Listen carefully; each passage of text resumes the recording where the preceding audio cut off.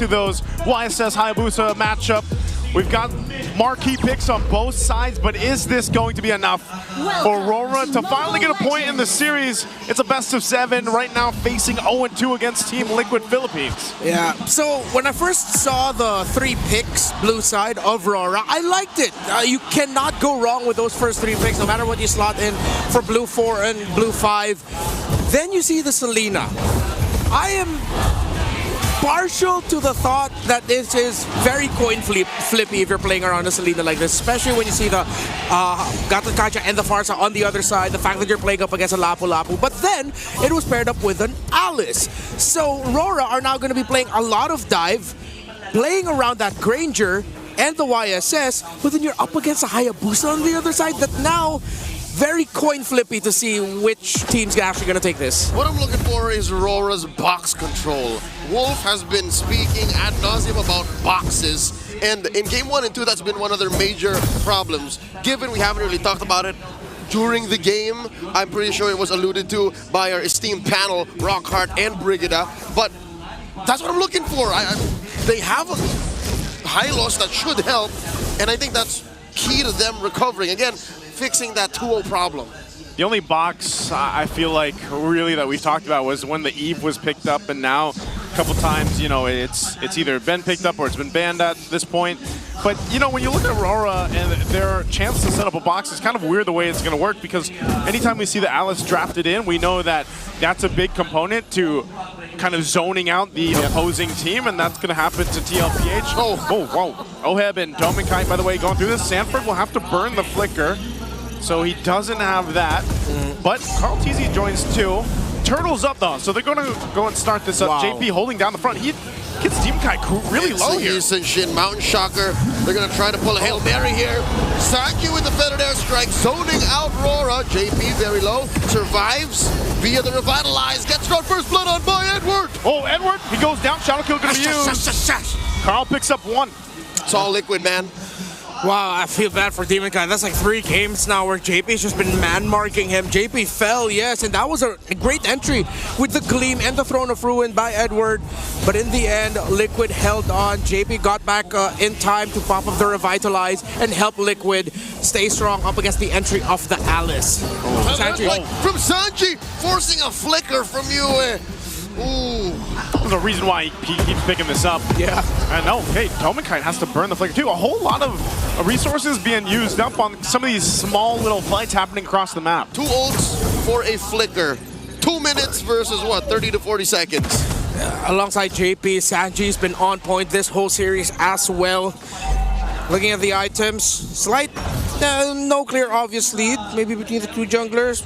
Getting a little bit bigger now, but we still are in the earlier portions of the game. If JP and Sanji can link up again one more time to set things up for Carl TZ, Turtle 2 should be good for them. While Aurora, now I like their rotation. They're going for the Doming double, sending him to the mid lane. They have 3 bodies on him to help him out, get a little bit more farm. And now, I like this acceptance by Aurora that they really have to start speeding up the farm for their Granger.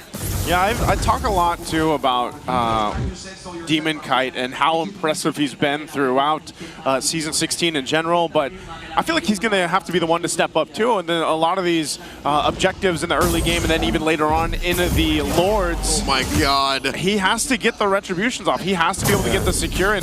But again, that's easier said than done, especially when you're zoned out by TLPH, who has solidified that strategy of fighting around that box, fighting around that zone. And who are they going to go for? Sanford, who's confident up to 1v2? Answers back after receiving a face full of Mountain Chakra to the face. No ult for Dominkite, so Liquid have all the incentive in the world to just sandbag into this turtle. That's 2 for 2 now for the Cavalry. Yep, there's a jump. They go in and they're able to lock down. Force taking down Dominkite. He thought he was safe for the orange, but it was just but a bait. Glory's Pathway by Light to get on out there, and Liquid have successfully invaded. Lights down! 40 gets him! The Apex Predator strikes again with a flicker! Bravest fighter, Carl freaking Tazy! This is the stampede that we've seen time and time again from Team Liquid. Liquid, no. Liquid feel it. You've seen the intensity that they've shown.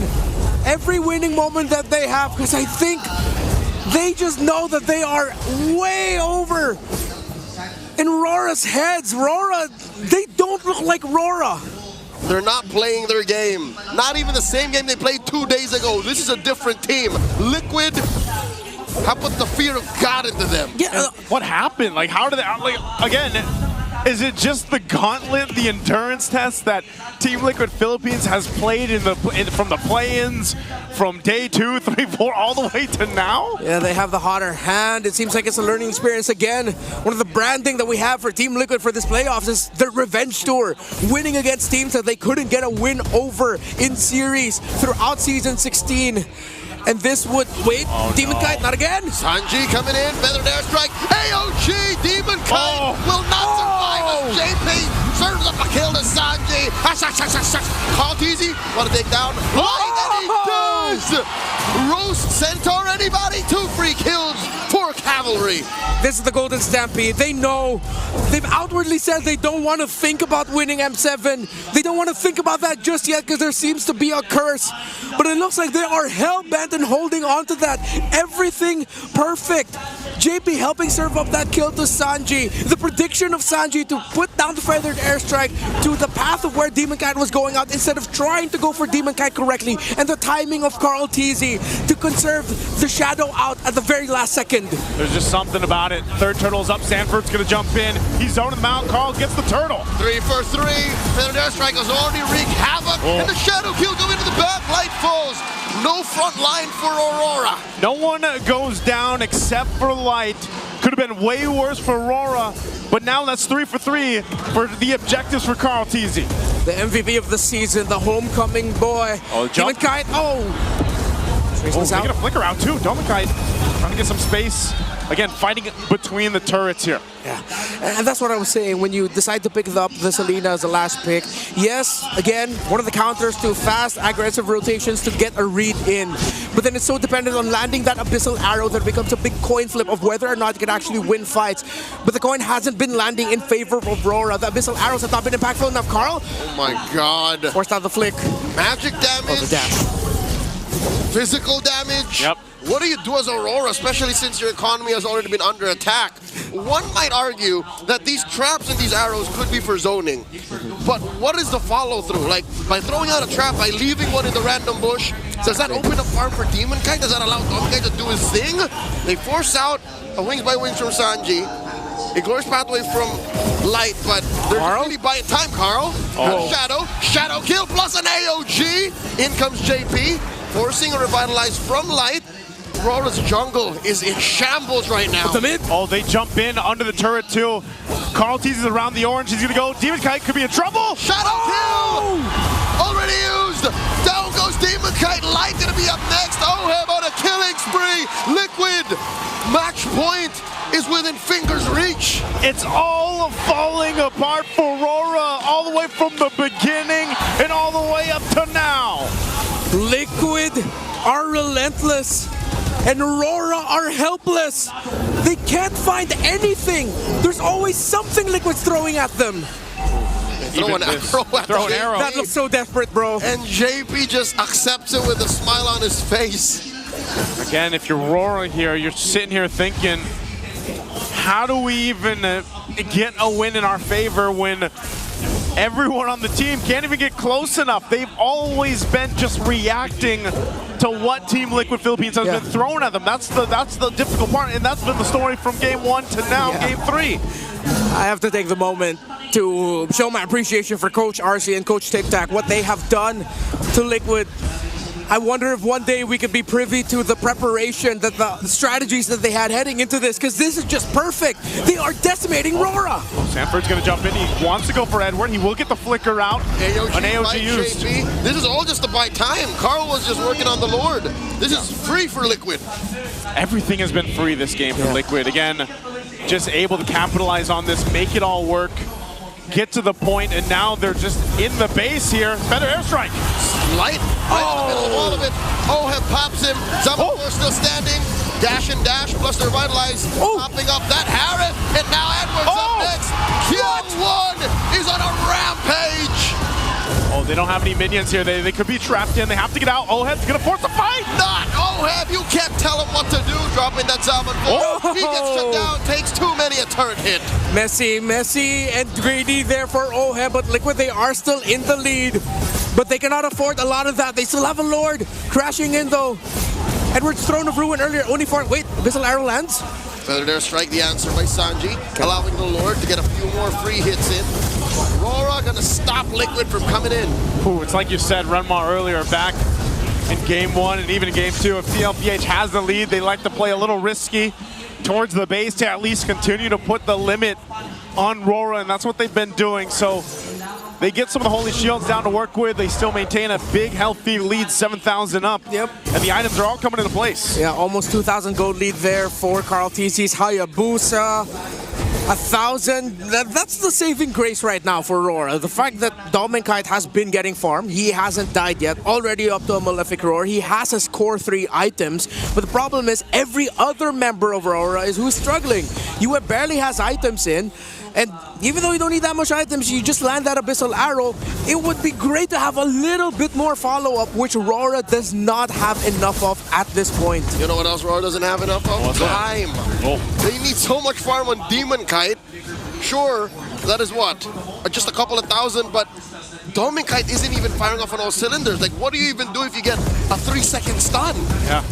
There's this, I don't know what it is, man, but over the course of history, when we talk about the rivalries, Demon Kite and Carl TZ, it just seems like Demon Kite cannot face that demon, man. I think it's his own inner demon that he faces when it's Carl TZ across from him. The demon's demon. That is who Carl TZ is to Demon Kite. An echo of the past for Light as well. They said it. They just can't seem to take down these members. They took them down, but now they meet them again. Look at JP. Oh, he's going to charge up, forcing Demon Kite again. This is what JP has been doing all series long. You have to give it up to him on being able to go ahead and lead that charge. Oheb dropping down his Almond Force. Oh my god, a third of Demon Kite's health. Just with one shot, man. Just again. one shot. Going to take his purple. He does get it. Wow. Demon Kite secures that, but is this what you want to do? Because again, the Lord is coming up here now. You don't have that much space to work with. Real quick, this is the Infinix GT30 Pro. You can experience victory for every Modlon gamer right now. We're going to look at JP. As I was saying, this man has been doing work. Yeah. He's a dad here. He's daddy. We really have to start floating the idea that that man is going to be the finals MVP by the end of today if Liquid can seal it. Free Lord. Again, Aurora still cannot find an answer. They cannot crack the Team Liquid code. At this point, I'm don't know, scrambling in my head. At this point, it's miracles. Again, it's an Abyssal Arrow layering, somehow Oheb getting punished. But then if Oheb goes down, you still have to think about the Hayabusa's entry with the Shadow Kill. You still have to think about the damage you're going to be receiving from Feathered Airstrikes. And at this point, the fact that there's already an Oracle, even just the belt, even though that's not a full build item just yet, on the Queen's Wings for Sanford, that's okay. Because he can still fight longer engagements. Oh my and it goes back to what you said, Leo. Aurora do not have the time. Wings by Sanji. He knows that this is a big ticket rotation. Popping that Feathered Air Strike. The stun on the Carl TZ. In they go, forcing a shadow out. Carl has one more shadow. He's very low. Edward taking a few hits. Glorious Pathway and a stun on the JP. Successful defense in the top lane. Bottom lane up next. so far a lot kind of thrown out there. They still got to deal with this Lord as it charges into the bottom base turret. There's an AOG. Traceless out by Demon Kite. Shadow kill